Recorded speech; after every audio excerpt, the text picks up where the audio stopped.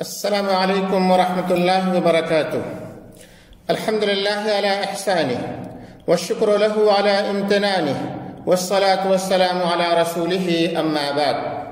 سامعین کرام، نبی اکرم صلی اللہ علیہ وسلم کی شان میں گستاخی کرنے والوں کا انجام کیا ہے، اس کی قسط نمبر 3 آپ حضرات کی خدمت میں پیش کرنے کی سعادت حاصل کر رہا ہوں۔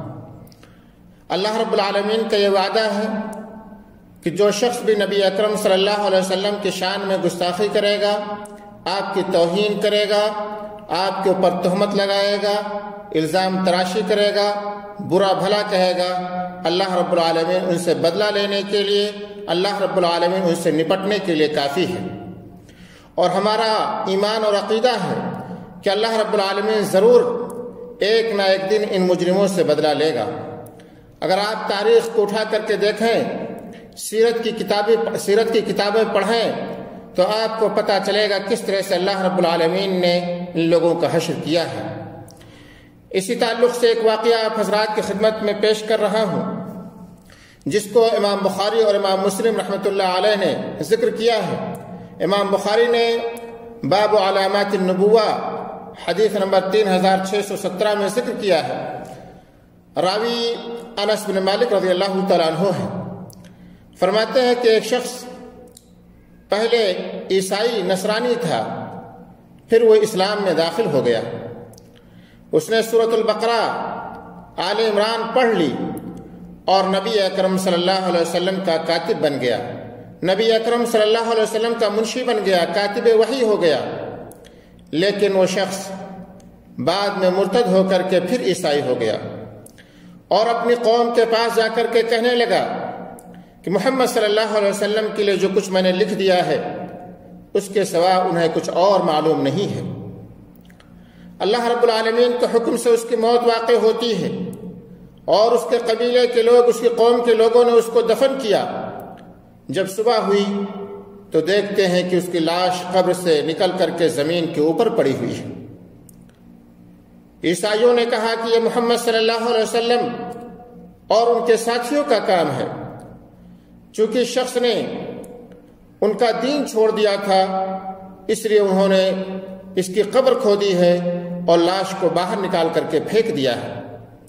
چنانچہ دوسری قبر انہوں نے کھودی جو بہت ہی زیادہ گہری تھی، لیکن جب صبح ہوئی تو پھر لاش باہر تھی۔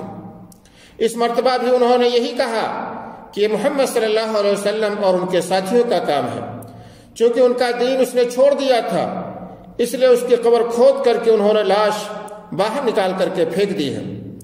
پھر انہوں نے قبر کھودی اور جتنی گہری ان کے بس میں ہو سکتی تھی اتنی گہری قبر کھود کر کے اس کے اندر ڈال دیا، لیکن صبح ہوئی تو پھر لاش باہر تھی۔ اب انہیں یقین آ گیا کہ یہ کسی انسان کا کام نہیں ہے، اور یہ سمجھ لیا کہ یہ میت اللہ رب العالمین کے عذاب میں گرفتار ہے۔ چنانچہ پھر اسی طرح سے انہوں نے اس عیسائی کو زمین پر ڈال دیا۔ دوستو یاد رکھو، یہ صرف اور صرف مرتد ہونے کی سزا نہیں تھی، کیونکہ عام اور آپ دیکھتے ہیں کہ بہت سارے لوگ دین اسلام سے مرتد ہو گئے، لیکن ان کے ارتداد کی وجہ سے اس طرح کے عذاب سے ان کو دوچار نہیں کیا گیا، بلکہ اس شخص کا جرم ارتداد سے کہیں زیادہ بڑا تھا، کیونکہ یہ شخص نبی اکرم صلی اللہ علیہ وسلم پر تہمت لگاتا تھا۔ اس نے نبی اکرم صلی اللہ علیہ وسلم پر الزام تراشی کی تھی کہ نبی اکرم صلی اللہ علیہ وسلم کے پاس کچھ نہیں ہے، جو کچھ میں نے لکھ کر کے دیا ہے اس کے علاوہ کچھ نہیں جانتے ہیں۔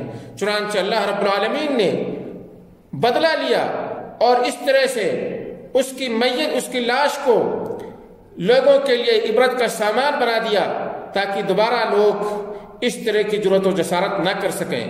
اس لیے دوستو، ہمارا اور آپ کا ایمان اور عقیدہ ہونا چاہیے کہ اگر جو لوگ نبی اکرم صلی اللہ علیہ وسلم کی شان میں گستاخیاں کرتے ہیں یا آپ کے اوپر تہمت اور الزام لگاتے ہیں، اگر وہ اس دنیا کے اندر بچ جاتے ہیں تو یاد رکھیں کہ اللہ رب العالمین کی پکڑ سے نہیں بچ سکتے ہیں، اور اللہ رب العالمین ضرور ان مجرموں سے بدلہ لے گا اور اس طرح سے ہلاک و برباد کرے گا جو لوگوں کے لیے عبرت کا سامان ہوگا۔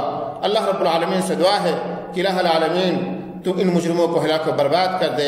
آمین وآخر دعوانا ان الحمد للہ رب العالمین.